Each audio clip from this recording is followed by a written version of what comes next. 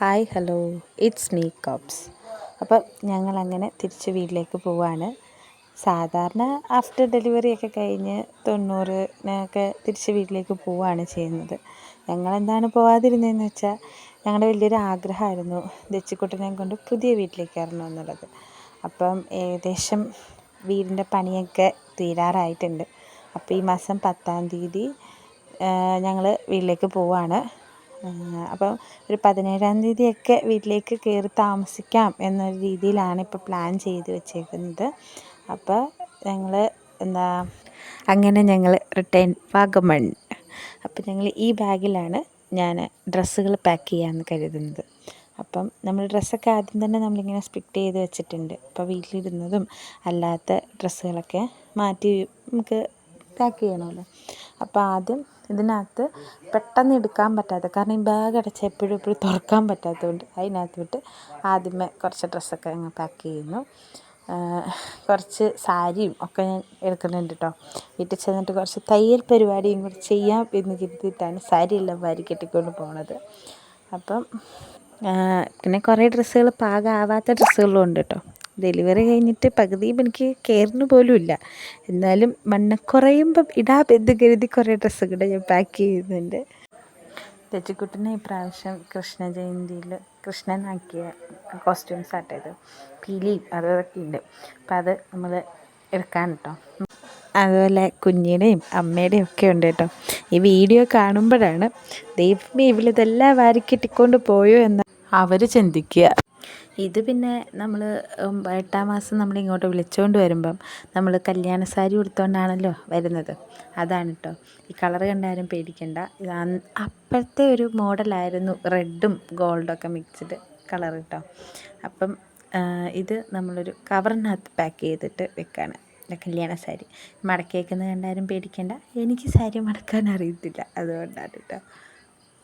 പിന്നെ ഇത് അമ്മയുടെ കടയിൽ നിന്ന് എടുത്തൊരു സെറ്റ് സാരി കേട്ടോ. ഡബിൾ ഷെയ്ഡ് കളറൊക്കെ വരുന്ന രണ്ട് രസമുണ്ട്. ബ്ലൂ കളറും ഗോൾഡൻ്റെ മറ്റേ സെറ്റ് സാരിയുടെ ഒക്കെ ചെയ്തിട്ട്. ഇത് പിന്നെ ഞാൻ എടുത്തത് എന്നാന്ന് വെച്ചാൽ നമ്മുടെ കയറി താമസത്തിന് സാരി ഉടുക്കണം എന്നൊരാഗ്രഹം. സാരി ഉടുത്താൽ എങ്ങനെ ഉണ്ടെന്നൊന്നും എനിക്കറിയത്തില്ല, പിന്നെ ഒരാഗ്രഹം. അതുകൊണ്ട് അതും അമ്മയുടെ കയ്യിൽ നിന്ന് ഞാൻ അടിച്ചു മാറ്റി. അതും നമുക്ക് ഇതിൻ്റെ കൂടെ പാക്ക് ചെയ്യാം. പിന്നെ ഇതൊരു ധാവണി സെറ്റാണ്. ഇത് ഓണത്തിന് എടുത്തതാണ്, പക്ഷേ ഉടുക്കാൻ പറ്റിയില്ല, ബ്ലൗസ് പോലും തയ്ച്ചിട്ടില്ല. അപ്പം ഇതും നമ്മൾ അതിൻ്റെ കൂടെ പാക്ക് ചെയ്യുന്നു.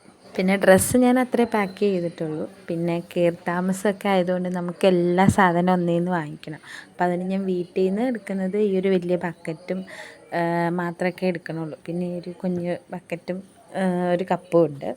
ഇത് അമ്മ ഉപയോഗിക്കാത്ത സാധനങ്ങളിട്ട് എടുക്കണമല്ലോ. പിന്നെ കുറച്ച് ഭരണിയൊക്കെ എടുത്ത് എന്തെങ്കിലും കിറ്റൊക്കെ വെക്കാമല്ലോ, നല്ല ഭംഗിയുള്ള കുറച്ച് ഭരണി എടുത്തു. പിന്നെ ഈ ഒരു ബേസനും ഒക്കെ ഞാൻ എടുത്തുള്ളൂ. ബാക്കി അത്രേ എടുത്തുള്ളൂ കേട്ടോ. പിന്നെ ഞങ്ങൾക്കൊരു സ്റ്റേഷനറി കടയുണ്ടായിരുന്നു. അപ്പോൾ ആ കടയിൽ നിന്ന് കുറച്ച് സാധനങ്ങൾ ഞാൻ ആവശ്യമുള്ളത് മാത്രം എടുത്ത് മാറ്റി വെച്ചിട്ടുണ്ടായിരുന്നു. പിന്നെ അതെല്ലാം കൂടെയാണ് ഞാനിനി പാക്ക് ചെയ്യാൻ പോകുന്നത്. പാക്ക് ചെയ്തുകൊണ്ടിരുന്നപ്പോൾ പിന്നെ ദച്ചിക്കുട്ടൻ എണ്ണീറ്റു കേട്ടോ. പിന്നെ അവനും ഞാനും കൂടി ആയിട്ട് സാധനങ്ങളൊക്കെ എടുത്തിട്ട് പാക്ക് ചെയ്യാമെന്ന് വിചാരിച്ച്. പിന്നെ അമ്മച്ചിയുടെ ഒരു പാത്രം ഞാൻ ഇടിച്ച് മാറ്റി. ഈ ചൂടൊക്കെ പോകാതെ വെക്കുന്ന ഈ കാസറോള് പോലത്തെ ഒരു കുഞ്ഞു പാത്രം, അത് എടുത്തിട്ടുണ്ട്. പിന്നെ ഒരു ചോപ്പറാണ് കേട്ടോ ഇത്. ഇതിനകത്ത് നമ്മൾ സ്ലൈസ് ചെയ്യാം, കട്ട് ചെയ്യാം, അങ്ങനത്തെ പല ഇതും കൊണ്ടുള്ള സാധനങ്ങളാണ്. അതെടുത്തു.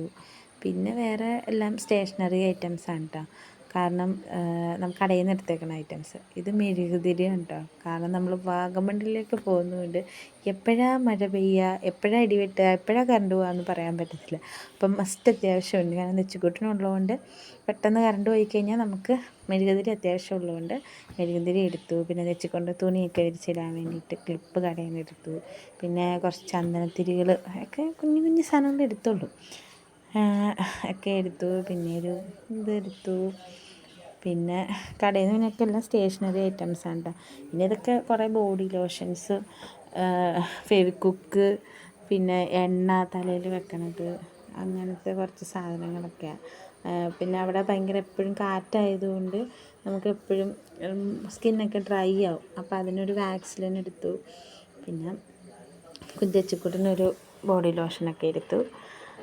അവിടെ നിന്ന് അങ്ങനെയുള്ള സ്റ്റേഷനറി ഐറ്റംസാണ് ഞാൻ എടുത്തേക്കുന്നത്, പൗഡറും ബാക്കി കാര്യങ്ങളൊക്കെ. പിന്നെ ഉജാല കണ്ടപ്പോൾ എടുത്ത കേട്ടോ. അപ്പോൾ ഇത്ര സാധനങ്ങൾ അവിടെ നിന്ന് പാക്ക് ചെയ്തു. പിന്നെ കടയിൽ നിന്ന് ഈ ചൂരും പിന്നെന്തുവാ, പിന്നെ ഈ ബോക്സിനകത്തെന്ന് വെച്ച് കഴിഞ്ഞാൽ കുറച്ച് ക്ലിപ്പും ബുഷും ഐലൈനറും അങ്ങനെ കുറച്ച് സാധനങ്ങൾ കേട്ടോ എടുത്തു. പിന്നെ ഇത്രയും സാധനമാണ് അപ്പം ഞാൻ പോകാൻ വേണ്ടി പാക്ക് ചെയ്ത് വെച്ചേക്കുന്നത്.